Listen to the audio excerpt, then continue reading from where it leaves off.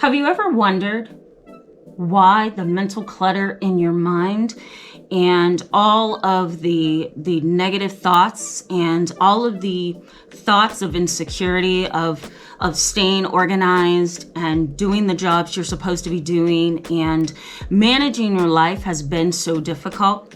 Have you ever been diagnosed with post-traumatic stress disorder but thought maybe it could have been ADD, attention deficit disorder?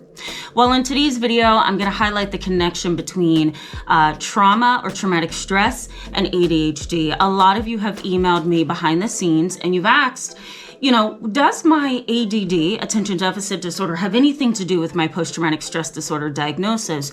And I always comment back and I always say, yes, it does. And a lot of you are also asking me, well, could it be ADHD instead of PTSD? And PTSD has so many specific characteristics that a trained professional should be able to know the differences between the two. But because it can be confusing sometimes, it's important for me to point that out on this channel.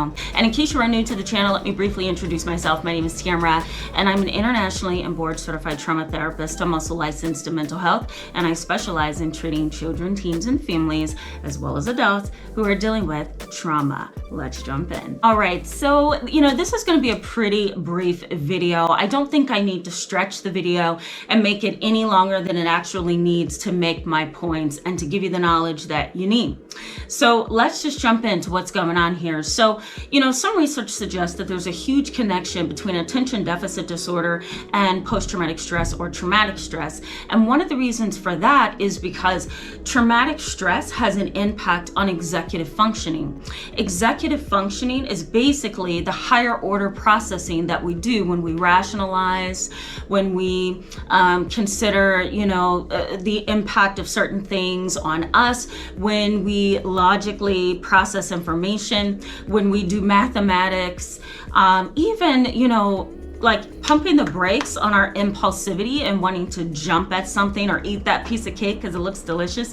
Those kind of things are higher order processes or part of executive functioning. And when you don't have that, it makes it really difficult for you to process the consequences of anything. So you become very, very impulsive, sometimes indecisive, and it's really hard for you to function like you should. So that's why there's often so much confusion between PTSD and ADHD, because both conditions really require executive functioning and higher order processing. And people with ADHD have a really hard time, particularly ADD, which is what we're talking about in this video.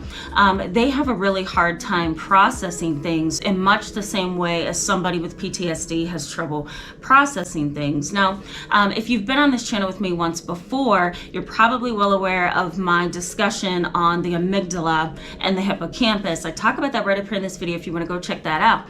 But the hippocampus is basically, the part of the brain that helps us really make sense out of context, and it really helps us make sense out of our memories. The amygdala is the emotional center of the brain. It's an almond-sized structure in the middle of the brain, and it really helps us to cement emotional memories. That's why when you walk past a bakery, it's really easy for you to get a memory of maybe your grandmother's baking or get a memory of a vacation that you went on so many years ago. It's that emotional processing that happens in the amygdala. In the hippocampus, we get a lot of activity there helping us to really understand the context. So yes, you smell a smell and that triggers a memory of your grandmother, baking for Christmas. But then the hippocampus says, you know what? Here's the context. This was when you were 5 years old and you were in a blue kitchen and your grandmother had one of those old-fashioned pot-belly stoves. So that's the context, and that's what the hippocampus does. The amygdala cements the emotional pieces of that memory. Both of those areas are impacted in both PTSD and ADD. And so that's why sometimes it can be really hard for a provider to tease apart what's the difference between PTSD and ADD. Now, some research suggests that about 17% and up of children who have traumatic histories also meet criteria for ADHD or attention deficit disorder as adults. Now, I'm going to put in the description box below an article that kind of talks about that, so you can look at the similarities between the two, okay?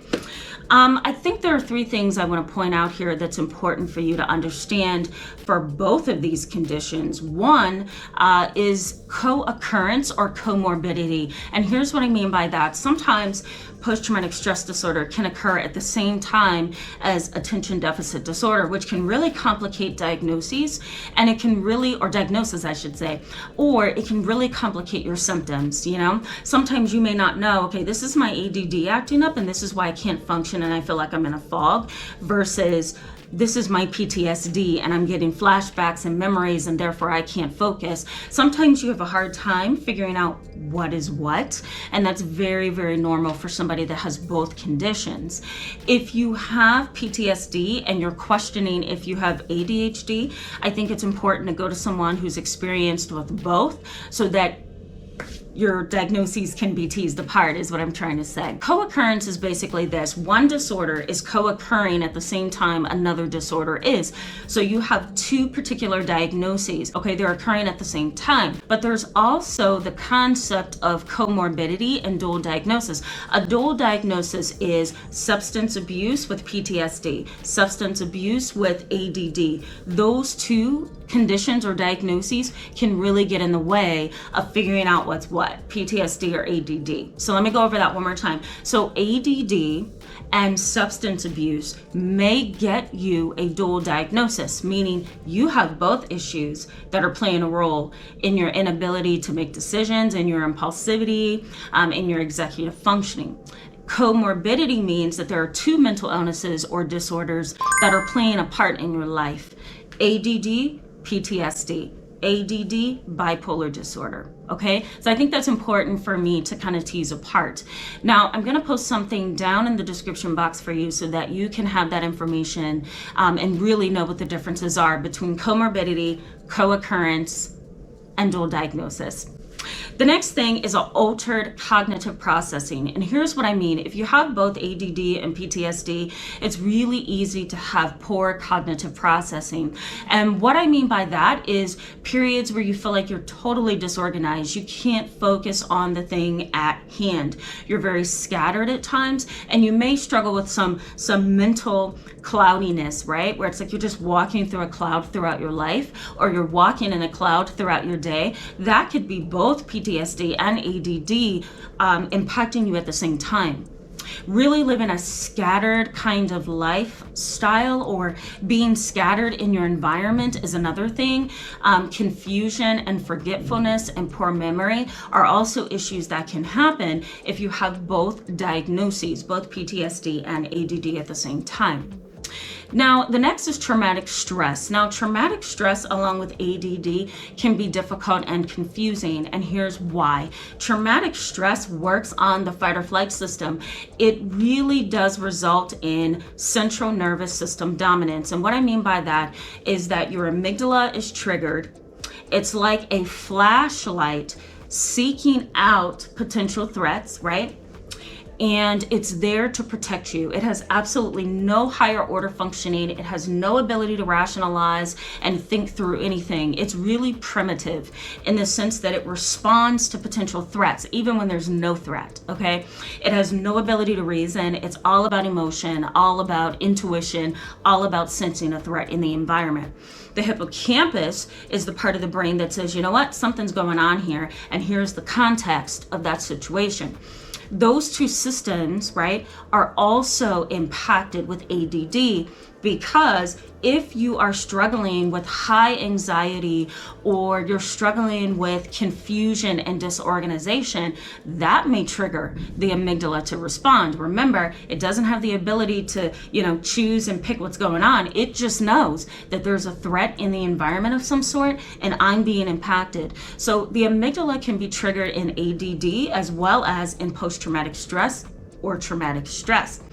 There's also reduced activity in the hippocampus in terms of PTSD and traumatic stress, and that's because of the impact of the fight or flight system or central nervous system dominance. The hippocampus is really unable in central nervous system dominance or fight or flight mode to make sense out of the context. So you're not getting the context when you are triggered in some way emotionally, or you're being triggered psychologically because of flashbacks. So the hippocampus really has little activity when you're being triggered by something in the environment to remember your trauma. So there's decreased activity in the hippocampus, and you lose all the context.